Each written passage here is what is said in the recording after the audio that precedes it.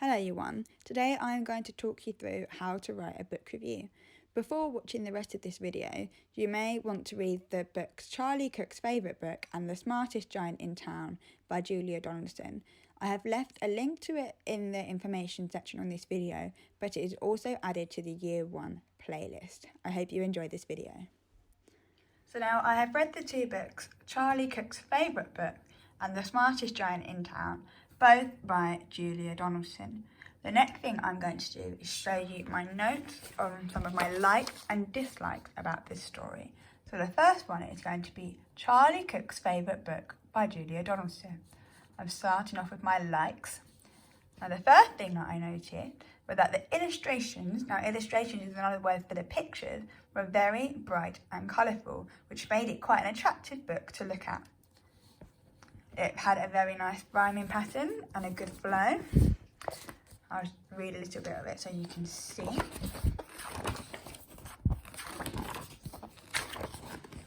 Once upon a time, there was a boy called Charlie Cook, who curled up in a cozy chair and read his favourite book about a leaky pirate ship which very nearly sank, and a pirate chief who got the blame and had to walk the plank.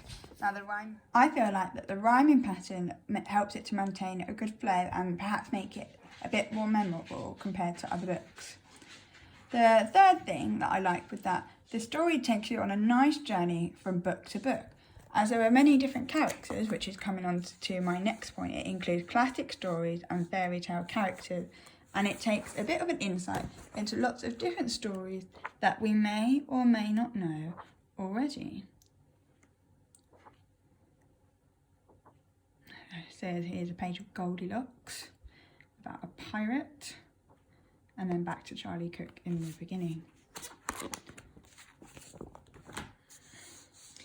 And the last point of one of my main likes from the book is that all of the characters like to read, so they have something in common and they all enjoyed reading a book. Now I'm moving on to my dislikes, so these are some of the things that I didn't like so much about the story. My first point is that there was no plot, problem or resolution. No plot means that there was nothing that happened in the story. There's no storyline in particular in comparison to some other books. There was no problem, which means there wasn't anything that went particularly wrong, so there was nothing to us to resolve with the resolution. My next point is that it may be suitable for more older children who may have more familiarity with some of these stories that the younger children may not know of. And that's my evaluation of the book Charlie Cook's favourite book. The next one I'm going to move on is to The Smartest Giant in Town. Now on to The Smartest Giant in Town by Julia Donaldson, starting again with my likes. My first main point that stuck out to me was the strong message that this story gives us to be kind. I think it was a fantastic story of how kindness is repaid, and that the most important thing in life is to be kind. You could be clever, you could be fun, you could be smart even, but above all, to be kind. And that's what this story is all about. Another thing that I liked about this story was the repeating rhyme phrase, which had a new addition after a few pages as the story went along. For example, here it has, my tie is a scarf for a cold giraffe, my shirt's on a boat as a sail for a goat, my shoe is a house for a little white mouse, one of my socks is a bed for a fox, but look me up and down, I'm the smartest giant in town. I liked how it portrayed the giant as a friendly giant, because in some stories the giant may be portrayed as someone who may be not very nice and not very kind, but in this story he's a very, very friendly and kind giant. There's lots of likeable characters, lots of animals that we may have seen before in our lives, and they take on a very nice persona, which was good and fun. And of course it had an enjoyable ending where everybody was happy, and the giant realised that actually materialistic things, which are things which may cost a bit of money, such as when we dress up nice, aren't always the most important things. Moving on to my dislike, I only had one dislike for this story, and that was that the story is not all in rhyme compared to Charlie Cook's favourite book, and I wondered if this could maybe make it less memorable and had less of a flow to it in comparison. However, Do remember that these are my thoughts and my ideas, and when you do your one, they may be completely different, and that's okay because we're different people and we have different opinions, and we're all allowed to like and dislike our very own things. So I've now started off with my title, A Book Review of The Smartest Giant in Town by Julia Donaldson. Remember, Julia Donaldson both start with a capital letter because it is the name of a person. Julia Donaldson is the author, which is the person who wrote this book. I've drawn out 5 stars and I'm going to rate it out of 5 stars. I've coloured them in. I rated this book 4.5 stars out of 5. I left that half out there just because of my one negative point when I thought there could be more of a rhyming pattern within the story. But overall, I thoroughly enjoyed it. I'm now going to begin to think about what I'm going to write up in my review, and I'm going to start off with the plot of the story, just a little bit of a snapshot of what happened and what the story is about. In order to remind me of what the story is about, of course, I could read the book again, but I could also have a look at the blurb on the back of the story and have a read of that, just to remind me once more again. Before I begin writing, I have my success criteria in front of me, so these are the things that I'm going to aim to achieve in my writing today. The first one is to remember my finger spaces, making sure I have a space between each word. This makes it easier for me to read it back and to check it makes sense, and it makes it easier for other adults to be able to read my writing too. My next point is my capital letters, so remembering to use a capital letter at the beginning of every sentence and also as the first letter when we write the name of something. My third point is my full stops, remembering to put my full stop in at the end of the sentence. Now with the full stops and the conjunctions I use to build onto my sentence to make my sentence longer, but I'm going to try to aim to have only one conjunction per sentence. Otherwise, my sentences may get a little bit too long. Then I will go back up to the adjectives. So my adjectives are my describing words to make my writing more interesting and more detailed. Some examples of some conjunctions you could use could be and, but, so, because, however, and also. And of course, if you can think of any more, you're more than welcome to use those too. Now I have my success criteria right next to me with my piece of writing, so that as I'm writing, I can keep taking a look at it, keep checking, so that when I've written each sentence, I'm going to stop, read it back, look at my success criteria to check it, and then I will continue. Now, before I write my first sentence, I'm going to orally rehearse it, make sure I have it in my head so that when I write it, it's already, I know what the words are going to be. So my first sentence is going to begin my summary of the story. So it's going to say, this book is a story about a friendly giant called George. This book is a story about a friendly giant called George. I have 11 words in that sentence. So when I read it back to check it makes sense, I'm also going to check that I have 11 words there. I'm going to make sure I start my first letter of my sentence with a capital letter. And then when I finish writing it, a full stop is going to go at the end. I'm going to make sure that I do it in my George Spicer handwriting too. I'm going to write it now, and then you can have a look at it once it's done.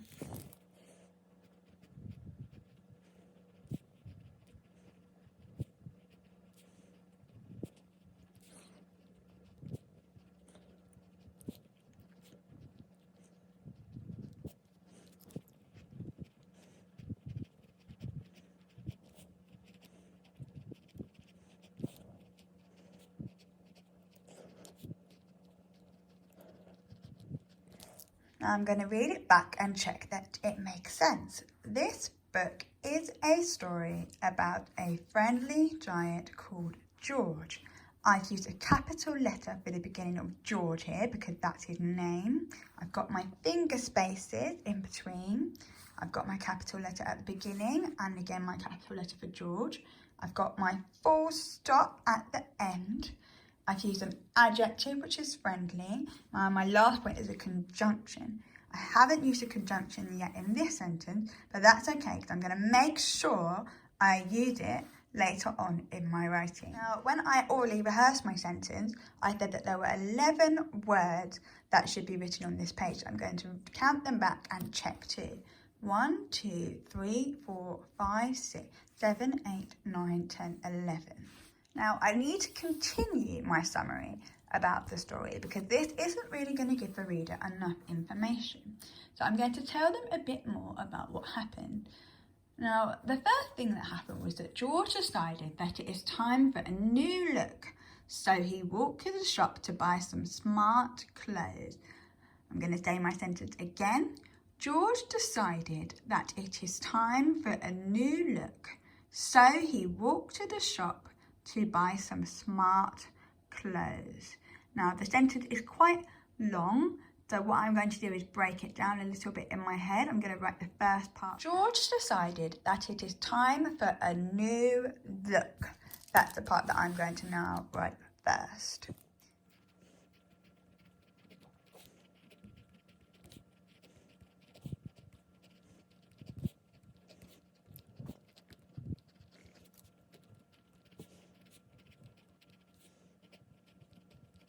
Now, I could put a full stop here, but instead, I'm looking back at my success criteria and I want to make sure that I'm using some conjunction.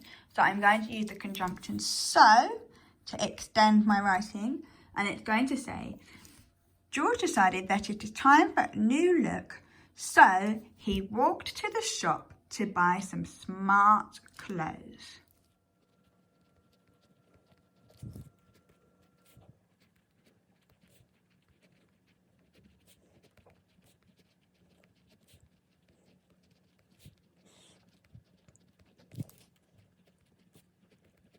Before I think about what I'm going to write next, I'm going to check my second sentence again with the success criteria to make sure I've got all of the things that we need. So I've got my finger spaces.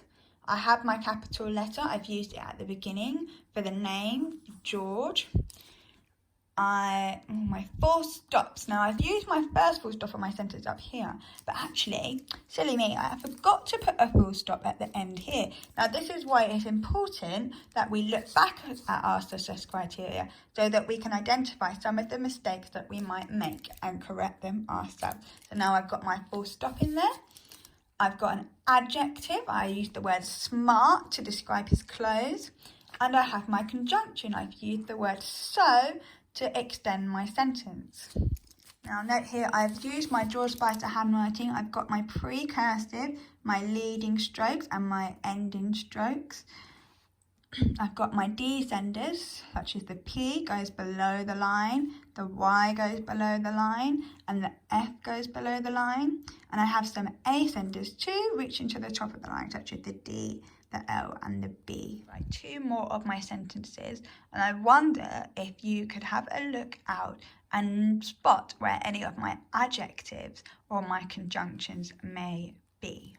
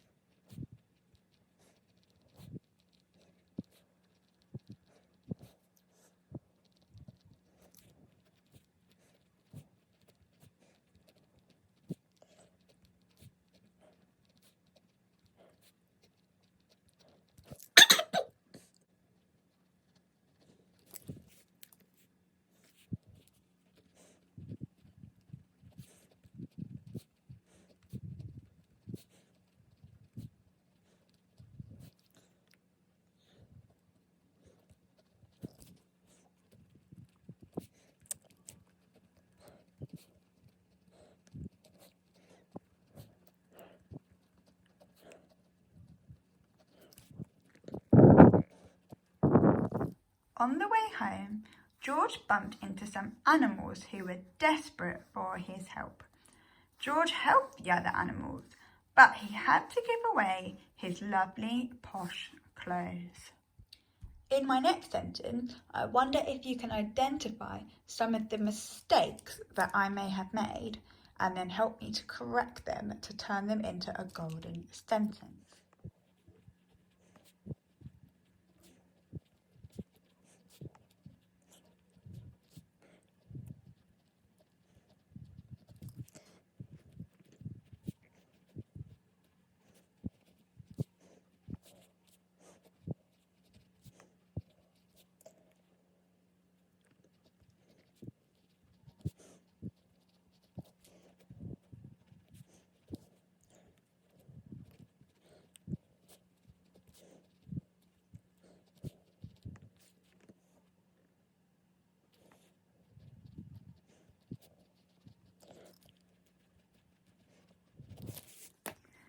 The animals were thankful for George's help, so they sent him a present with a crown and a card.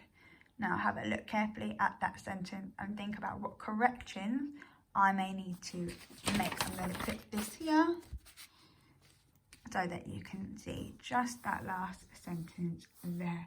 Make sure we're referring back to success criteria, and pause the video now and see how you get on. So the first thing I'm going to check are my finger spaces. Have I used my finger spaces on my sentence? Yes, I have. The next thing are my capital letters. Now I'm remembering that capital letters go at the start of my sentence and when I have the name of something. So I'm going to read it back and check. I forgot my capital letter here. That's okay. I don't need to rub it out. I just need to show my correction on top. Remember, mistakes are good to see. We do not need to always rub them out. The animals were thankful for George. Oh, George is the name of the character in the story, so George needs a capital letter too. With George's help, so they sent him a present with a crown and a card. Okay, I've fixed my capital letter. Next point is for full stops. I can see already at the end of my sentence here, I haven't used my full stop, so I'm going to put that one in now. Next one is my adjectives. The animals were thankful for George's help, so they sent him a present with a crown and a card. Now, I haven't used any adjectives in this, so I wonder if I could put any in. I can say they sent him a golden present, because it was a golden one, so I'm just going to write it small up here. Remember, it's good that we can edit our work. A golden present with a, or not just a crown and a card, but I say with a huge is another word for big, a huge crown and a card. And my last point is my conjunctions. The animals were thankful for George's help, so is my conjunction in this story. Now, another point that I need to check is my spellings, making sure that ones that I can spell phonetically are done so in my writing. So the animals were thankful. I don't think that's how we say it. Thank with the digraph, a T and a H. That is a common mistake to make. Thankful for George's help. The animals were thankful for George's help. Help. So I'm missing the in between the and the p. Help. So they. Now they is looking a bit funny. Phonetically it's right, they.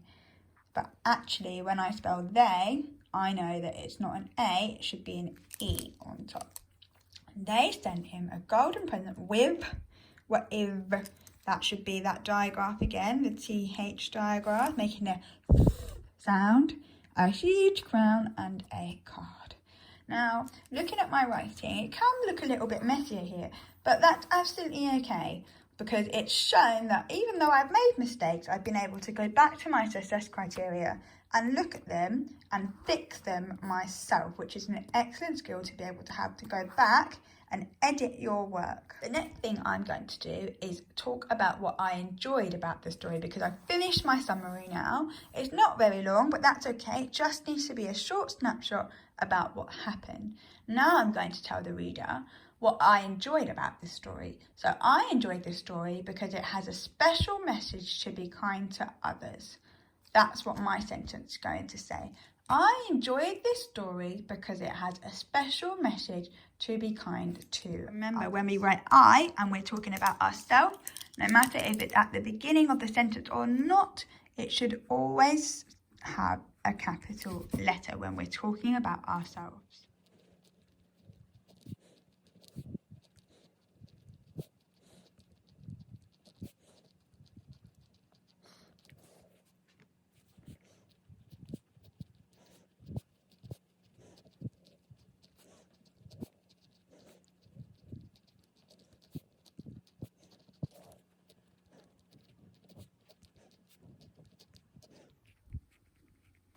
I enjoyed this story because it has a special message to be kind to others. I've used the word because of my conjunction once again to extend my sentence further. The next thing I'm going to write about is my favourite part. Now, my favourite part was when the kind animals gave the giant the present because it showed that they were thankful for his help.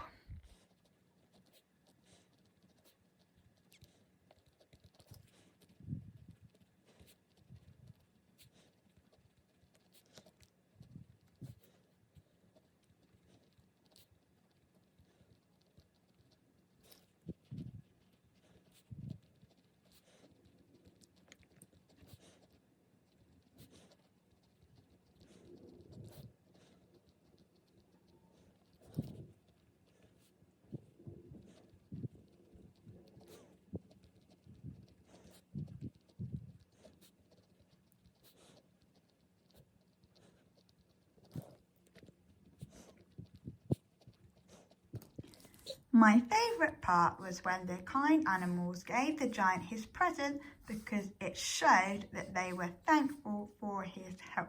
I've got my finger spaces, my capital letter. I have my full stop at the end. I've used an adjective. I've used adjective kind here.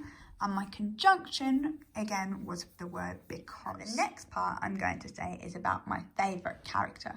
Now, my favourite character was George, but I also did like to see a giraffe in the story, as giraffes are one of my favourite animals because I like how they're really tall. So I'm going to say my favourite character was George. However, I also liked the giraffe in the story.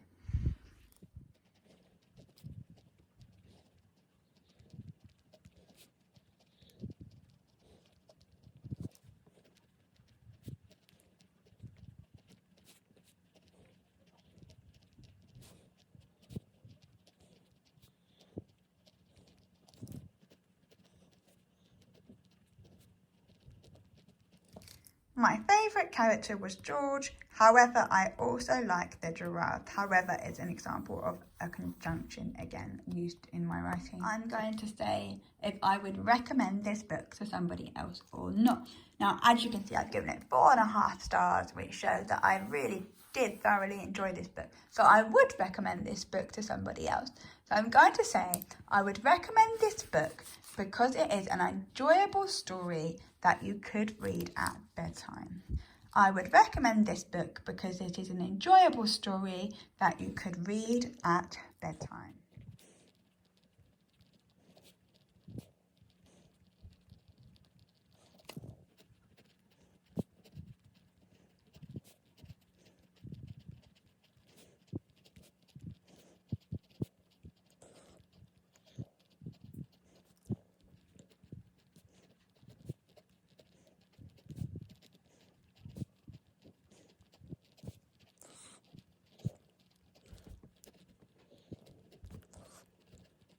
Now, finally, I'm going to read it all back to check that it makes sense and check and see if there are any corrections that need to be made. A book review of The Smartest Giant in Town by Julia Donaldson. This book is a story about a friendly giant called George. George decided that it is time for a new look, so he walked to the shop to buy some smart clothes. On the way home, George bumped into some animals who were desperate for his help. George helped the other animals, but he had to give away his lovely posh clothes. The animals were thankful for George's help, so they sent him a golden present with a huge crown and a card. I enjoyed this story because it had a special message to be kind to others. My favourite part was when the kind animals gave the giant his present because it showed that they were thankful for his help. My favourite character was George. However, I also like the giraffe. I would recommend this book because it is an enjoyable story that you could read at bedtime. Now remember, as I was writing this piece, I was also thoroughly checking my work against the success criteria, which you can also see in your learning packs. I made sure that after each sentence, I stopped, I read it back to check it makes sense. I looked at my success criteria to check and see that I've completed almost all of the things on there. This is what makes some golden sentences. So give it a go. Remember to use the success criteria, it is there to help you. And make sure you please send us your writing when it's done so we can have a read of your fantastic book reviews. Have a good week, Year 1.